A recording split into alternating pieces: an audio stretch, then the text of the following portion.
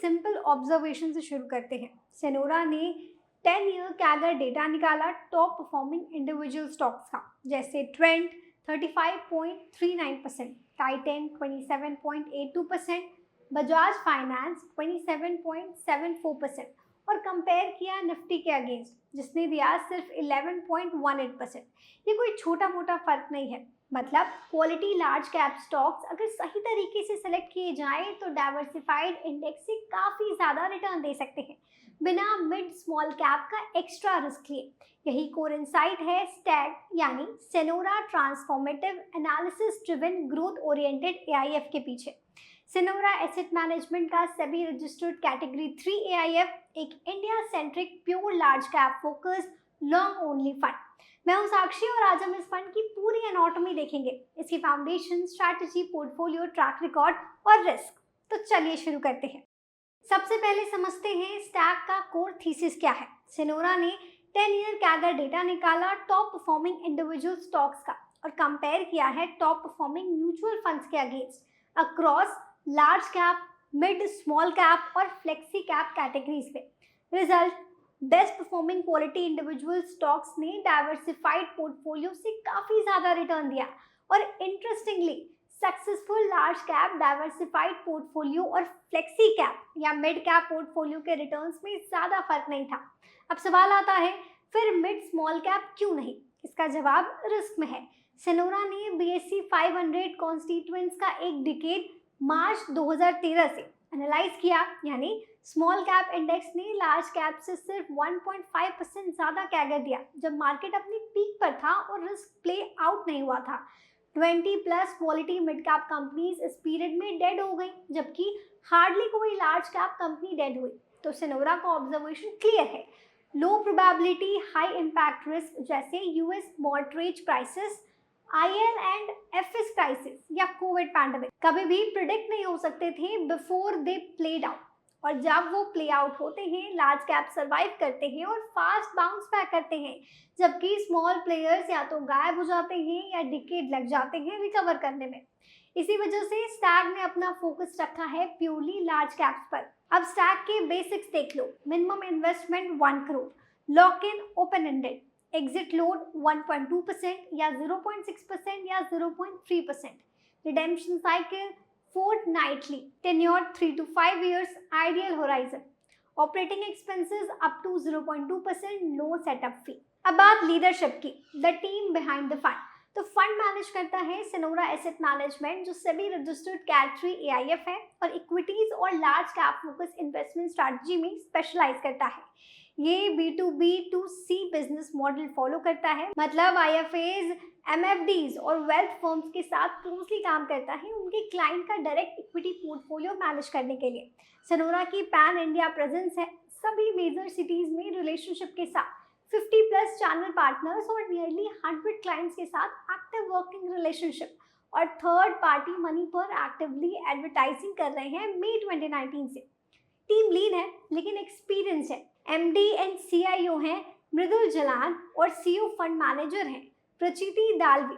इनके साथ एक स्ट्रॉन्ग सपोर्टिंग और आउटसोर्सिंग टीम है। कस्टडी और फंड अकाउंटिंग कोटक के साथ, क्लाइंट ऑनबोर्डिंग और RTA CAMS के साथ, टैक्स एंड कंप्लायंस कॉन्फिन एडवाइजरी के साथ, लीगल IC लीगल के साथ, ऑडिट टोडरवेल एंड टोडरवेल के साथ और ट्रस्टी ME कॉर्प। सेनोरा की इन्वेस्टमेंट प्रिंसिपल भी काफी क्लियरली डिफाइंड है।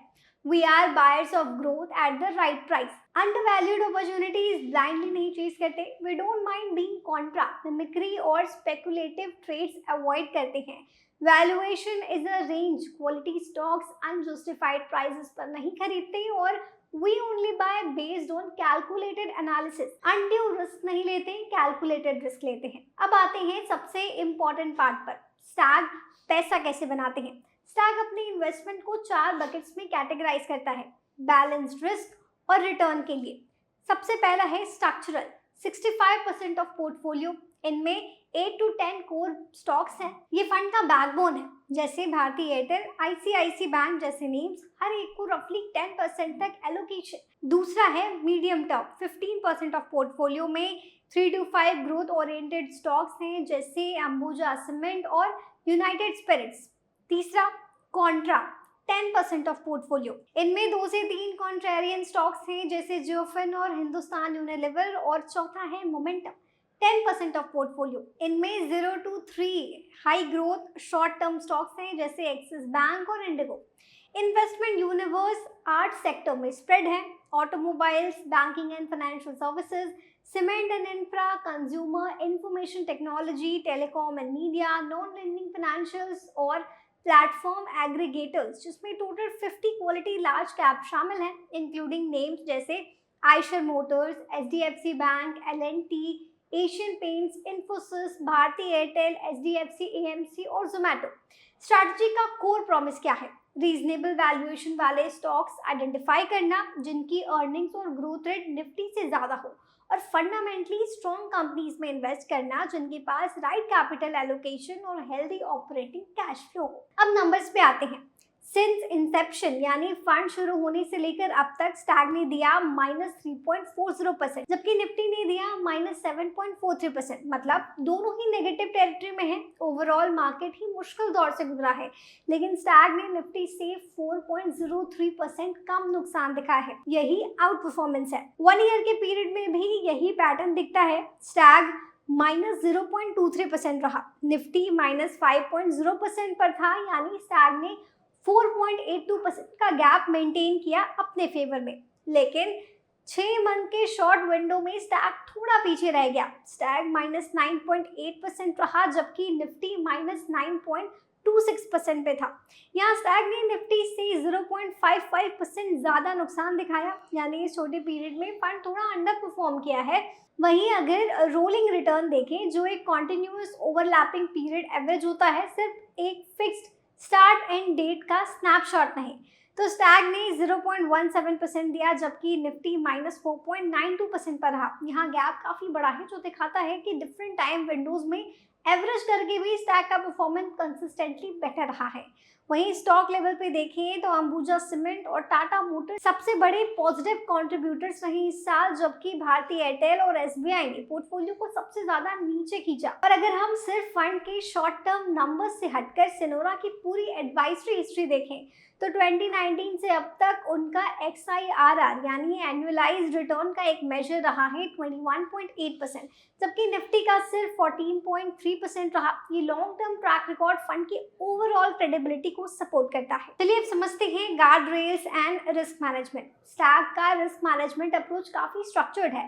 फंड राइट बैलेंस रखता है, कंसंट्रेशन और रिस्क के बीच कंपनीज में इन्वेस्ट करते हैं जिनके पास strong fundamentals, effective capital allocation और अपने इंडस्ट्रीज में लीडरशिप पोजीशन हो। लार्ज कैप ओनली फोकस के थ्रू मिड स्मॉल कैप के low probability high impact risk से बचा जाता है, जो हमने पहले डिस्कस किया।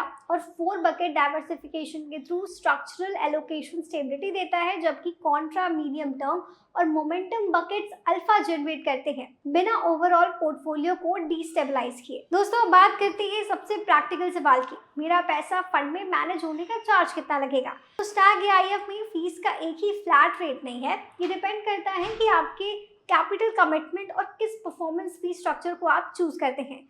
फंड टोटल 12 क्लासेस ऑफर करता है, जो 2 ब्रॉड कैटेगरीज में बांटे जा सकते हैं। फिक्स मैनेजमेंट फी वाले, हायर फी नो परफॉर्मेंस फी, और लोअर मैनेजमेंट फी वाले यानी विद परफॉर्मेंस फी और हर्डल रेट। चलिए एक एक करके समझते हैं।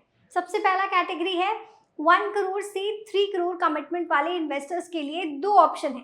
क्लास 1 में मैनेजमेंट फी 2% PA है, साथ में परफॉर्मेंस फी 20% निफ्टी 50 हर्डल रेट के साथ, या फिर आप क्लास C2 चूज कर सकते हैं, जिसमें मैनेजमेंट फी थोड़ा ज़्यादा है 2.5% PA, लेकिन परफॉर्मेंस फी बिल्कुल निल है। अब दूसरी कैटेगरी 3 करोड़ से 10 करोड़ कमिटमेंट वाले इन्वेस्टर्स के लिए 3 ऑप्शन है। क्लास C3 में मैनेजमेंट फी 1.75% और परफॉर्मेंस फी 20%। क्लास 4 में मैनेजमेंट फी 2% लेकिन परफॉर्मेंस फी कम होकर 15% हो जाती है। और क्लास C5 में मैनेजमेंट फी 2.5% है लेकिन परफॉर्मेंस फी फिर से दे। कैटेगरी 3 10 करोड़ से 20 करोड़ कमिटमेंट वाले इन्वेस्टर के लिए क्लास 6 में मैनेजमेंट फी घटकर 1.25% हो जाती है, परफॉर्मेंस फी 20% के साथ। वहीं क्लास 7 में मैनेजमेंट फी 1.5%, परफॉर्मेंस फी 15%। और क्लास C8 में मैनेजमेंट फी 2% है लेकिन परफॉर्मेंस फी नील। कैटेगरी 4 20 करोड़ से ज़्यादा कमिटमेंट वाले इन्वेस्टर्स के लिए सबसे बेटर प्राइसिंग मिलती है क्लास C9 में, सिर्फ 1% मैनेजमेंट फी, परफॉर्मेंस फी 15%, और क्लास C10 में मैनेजमेंट फी 1.5%, परफॉर्मेंस फी सिर्फ 10%। इनके अलावा दो स्पेशल क्लासेस भी हैं, क्लास 11 यानी 1 करोड़ से 15 करोड़, इनमें मैनेजमेंट फी 2% है और परफॉर्मेंस फी 20%, और क्लास 12 यानी 15 करोड़ से ज़्यादा, इनमें मैनेजमेंट फी है 1.5% और परफॉर्मेंस फी 20%। ज़्यादातर क्लासेस में हर्डल रेट है निफ्टी 50, मतलब परफॉर्मेंस फी सिर्फ तभी चार्ज होती है जब फंड निफ्टी 50 से ज़्यादा रिटर्न दे। सिर्फ नील परफॉर्मेंस फी वाले क्लासेस यानी C2, C5 और C8 में हर्डल रेट एप्लीकेबल नहीं है। सिंपल टेक अवे क्या है कि जितना ज़्यादा आप कमिट करते हैं उतनी कम मैनेजमेंट फी लगती है, और आप चूज कर सकते हैं कि आप फ्लैट हायर फी चाहते हैं या लोअर फी प्लस प्रॉफिट शेयरिंग वाला स्ट्रक्चर चाहते हैं। अब बात टैक्सेशन की। जी हाँ, अब बात करते हैं सबसे प्रैक्टिकल सवाल की, फीस और टैक्स कटने के बाद जेब में क्या आएगा।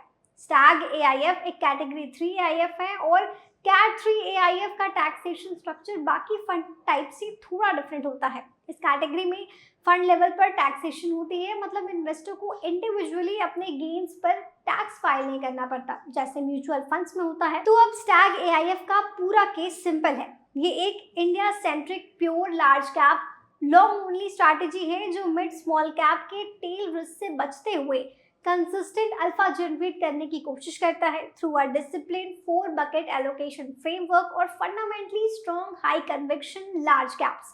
सेनोरा का broader advisory track record 21.8% XIRR since 2019 strong है, और स्टैग AIF ने रीसेंट वोलेटाइल पीरियड में भी निफ्टी के अगेंस्ट आउट परफॉर्मेंस मेंटेन किया है। मेरा वर्डिक्ट, स्टैग उन इन्वेस्टर के लिए इंटरेस्टिंग है जो इक्विटी एक्सपोजर चाहते हैं लेकिन मिड स्मॉल कैप से वोलेटिलिटी से बचना चाहते हैं, लार्ज कैप डिसिप्लिन के साथ, थोड़ा एक्स्ट्रा अल्फा के एक्सपेक्टेशन के साथ।